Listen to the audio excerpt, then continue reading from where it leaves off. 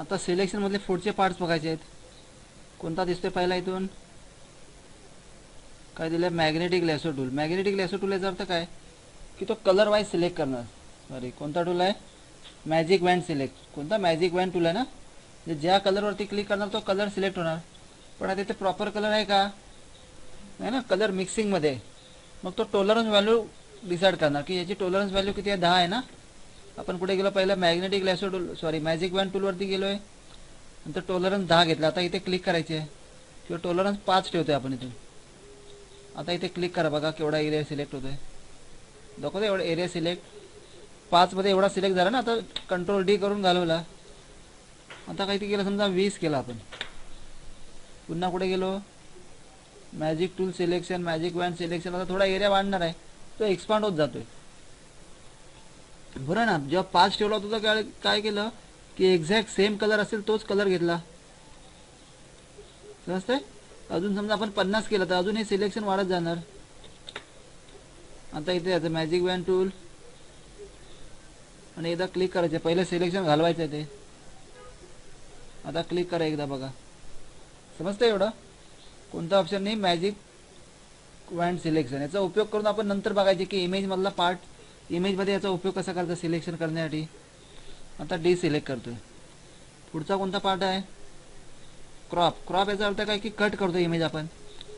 समजा एवढी आपल्याला इमेज नको असेल, समजा ना एवढी इमेजेस आपल्याला पाहिजे असेल, बाकीचे पार्ट कट करायचं आहे. मग अशा वेळी कोणता ऑप्शन यूज करणार? Crop tool. हॅलो, जो पार्ट नको आहे तो सिलेक्ट करा. केला सिलेक्ट.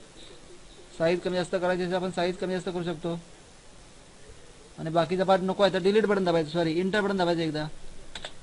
बघा बाकीची इमेज निघून गेली.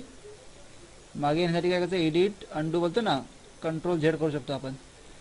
कसं केलं होतं? क्रॉप टूलवरती जाणार, जेवढा पार्ट पाहिजे तेवढा सिलेक्ट करा आणि फक्त इंटर बटन दाबायचं आहे. हॅलो, पुन्हा मागे येतो कंट्रोल झेड करून. ज्यावेळी क्रॉपमध्ये जाणार ना त्यावेळी इथे कोणतं लिहिलं नसलं पाहिजे. विड्थ किती आहे, हाईट किती असेल.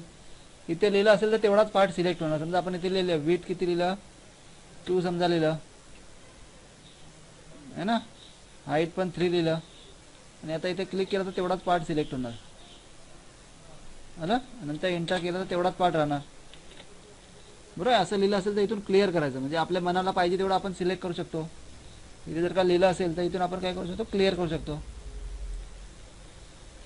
आता पुढे बघा कोणता दिला ऑप्शन. एक इरेजर टूल दिलाय. इरेजर टूलमध्ये बघा 3 टूल दिले अलग अलग. पहिला काय दिला आहे? इरेजर टूल आहे ना. इरेजर टूलमध्ये आलो की पहिलं कॅप्सलॉकचं बटन बंद करायचं. कोणतं? कॅप्सलॉक ऑप्शन ऑफ ठेवायचं आहे ना. कीबोर्डवरती कॅप्सलॉक, कॅप्सलॉक इथे बटन बंद करायचं आहे, कारण आपल्याला ब्रशची साईज कळून नाही येणार. मग दाखवतोय. आता कॅप्सलॉक बंद केल्यानंतर काय करतो आपण? जसं खेचतोय तसं बघा जातो तेवढा एरिया इरेज होतोय.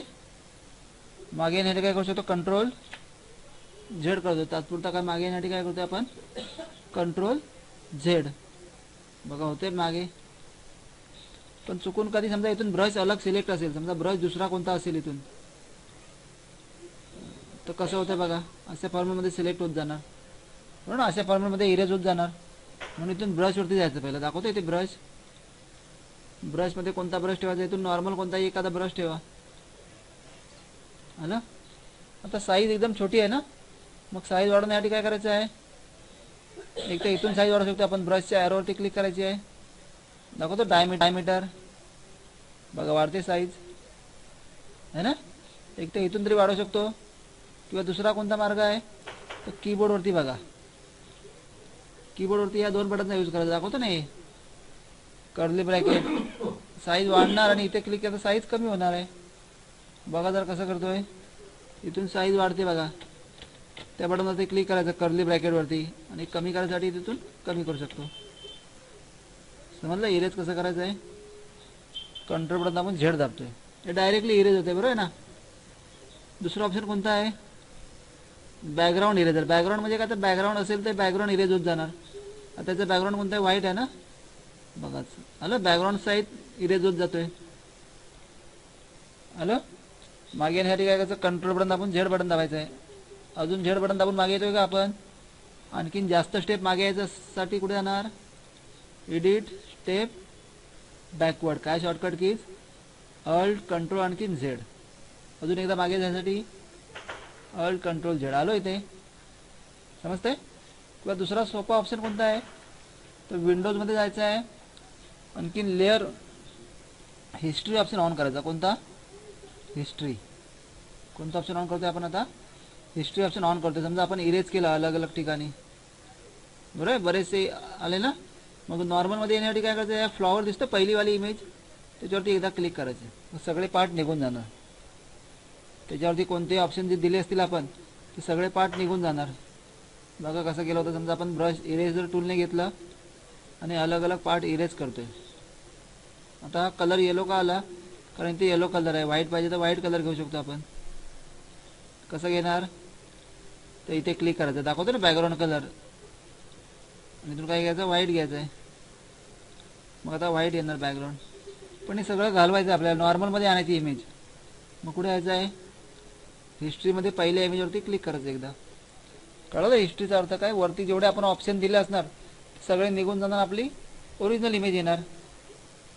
आणि शेवटला कोणता दिला आहे, magic eraser tool. Magic eraser tool म्हणजे काय, तर ज्या कलरवरती क्लिक करणार तो कलर डिलीट होणार. पण ते पण कशावरती अवलंबून असणार, तर टॉलरन्स व्हॅल्यूवरती. ज्याची बघा आता इथे टॉलरन्स व्हॅल्यू एवढी आहे, क्लिक केला जातो तेवढाच पार्ट. समजतंय. दुसरी इमेज बघतोय आपण, है ना. समजा ही इमेजवरती गेलो आपण, टॉलरन्स व्हॅल्यू वाढवली तर काय होणार, आणखीन सिलेक्ट होणार. समजा 50 घेतलं टॉलरन्स, नंतर क्लिक केलं, दाखवतोय तेवढा पार्ट.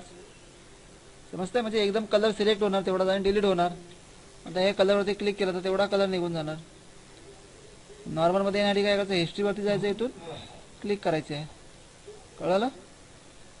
कुठून ऑन केली होती हिस्ट्री, विंडोजमध्ये जाणार, हिस्ट्री ऑप्शन ऑन ठेवायचं आहे ना. जेवढे जेवढे इफेक्ट दिले असेल तेवढे सगळे एकदम निघून जाणार. ते जमेल एवढं करायला. कोणते ऑप्शन बघितले होते आपण आता, पहिला का बघितला होता, मॅजिक वँड्स टूल. नंतर क्रॉप टूलचा उपयोग करून आपण कट करतो इमेजला. आणखीन हे सिलेक्शन बघितलं होतं. समजतंय, करणं एवढी प्रॅक्टिस.